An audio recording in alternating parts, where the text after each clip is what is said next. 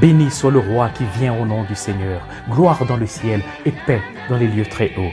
C'est sous ces ovations que notre Seigneur Jésus-Christ fit son entrée triomphale dans Jérusalem, quelques jours avant sa passion, comme nous l'entendrons le lirons dans l'évangile de ce dimanche de la Passion, encore appelé le dimanche des rameaux.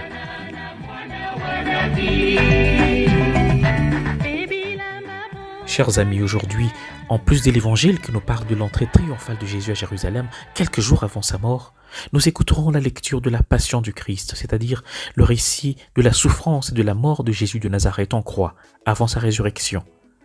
Et la question que je me pose, c'est de savoir comment commémorer la Passion du Christ dans le contexte actuel des violences et des tueries les plus horribles qui ont déjà fait plusieurs millions de morts dans l'est de la RDC, la République démocratique du Congo, ces 2 dernières décennies. Et cela dans le plus grand silence et une indifférence coupable du grand nombre. Et surtout, l'indifférence des puissants qui peuvent y mettre fin s'ils le veulent. Comment, chers amis, commémorer la Passion du Christ dans le contexte actuel en Ukraine, où l'orgueil et l'entêtement des grandes puissances qui s'affrontent par procuration risquent de faire sombrer l'humanité entière dans une guerre inutile et qu'on peut encore éviter? Une bonne partie de l'humanité, chers amis, une bonne partie de la faune, de la flore peut disparaître en quelques secondes du fait de la folie d'une poignée de gens qui peuvent engager le monde dans une guerre nucléaire à cause de leur orgueil et entêtement, à la poursuite de leurs propres intérêts égoïstes. Comment commémorer la Passion du Christ dans le contexte de la pandémie à Covid-19 qui a apporté beaucoup de souffrance, beaucoup de douleur, impactant nos vies de tant de manières?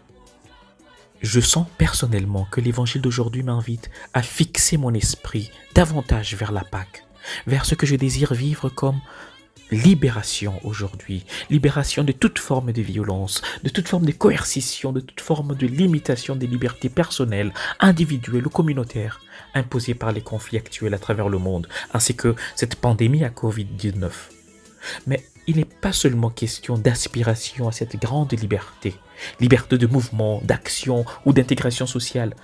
Il s'agit aussi pour moi et davantage de libération de toute forme d'esclavage moral ou spirituel qui s'identifie au péché, c'est-à-dire une libération de tout ce qui est contraire à la volonté des dieux. Ce Dieu qui me veut juste, vrai, charitable, miséricordieux, pur d'esprit et de corps.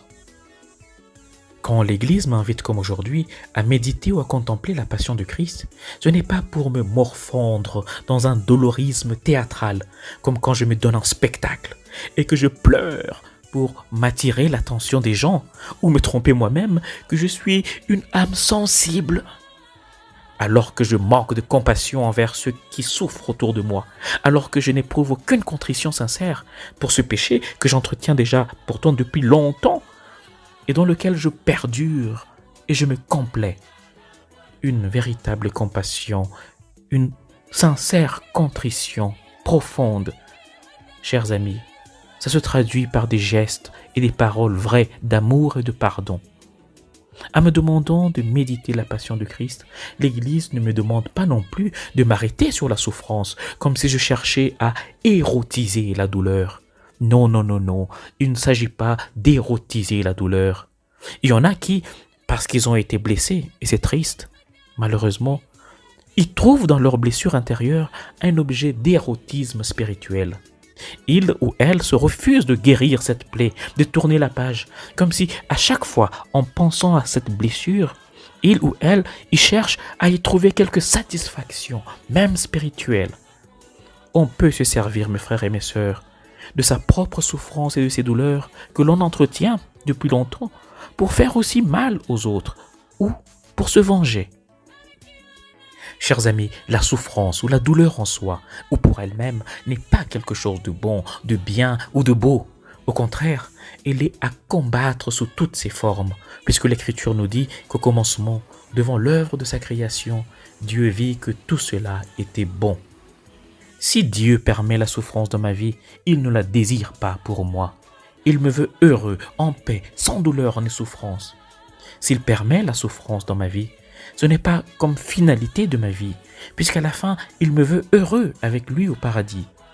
Il le permet, entre autres, pour qu'en la traversant comme le Christ qui a vécu sa passion dans sa chair et dans son esprit, j'apprenne à me dépouiller suffisamment de moi-même, de mon orgueil, de mon ego, pour être capable de dire chaque jour, comme Jésus en croit, « Père, entre tes mains, je remets mon esprit. » Puisque c'est lui seul, c'est le Père seul qui peut me donner par Jésus-Christ la vraie vie, le vrai bonheur que les richesses et les honneurs de ce monde qui passe ne donneront jamais. Puisque c'est le seul, lui seul, qui donne la résurrection et la vie éternelle à ceux qui acceptent de vivre la vie présente dans l'espérance de la résurrection et dans la fidélité au commandement d'amour du Christ. Prie donc avec moi. Seigneur, par ta passion et ta résurrection, tu m'apprends que malgré tout ce que je traverse de difficile, de douloureux, de pénible, de triste, je dois toujours espérer que la Pâque pointe à l'horizon, que sur la croix, la vie triomphe de la mort, la paix triomphe de la guerre, le bien a vaincu le mal. Tu as vaincu Satan par ton abandon total au Père. Apprends-moi le vrai sens de la souffrance et de la douleur dans ma vie. Jésus, j'ai confiance en toi. Amen. Et que le Seigneur te bénisse et te garde, ta famille et toi-même, au nom du Père et du Fils et du Saint-Esprit. Amen. Bon dimanche et bonne semaine sainte.